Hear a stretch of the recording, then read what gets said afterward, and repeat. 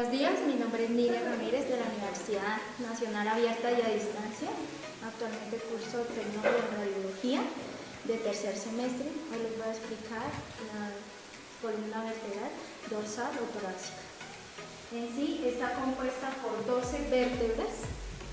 En esta parte, observamos los discos intervertebrales.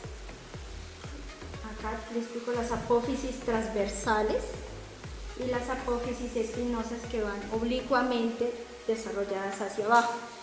En esta parte encontramos el foramen vertebral que aloja la médula espinal.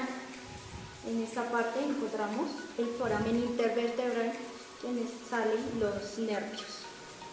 Acá también hay una articulación que son las carillas laterales derecha e izquierda que se unen a las costillas.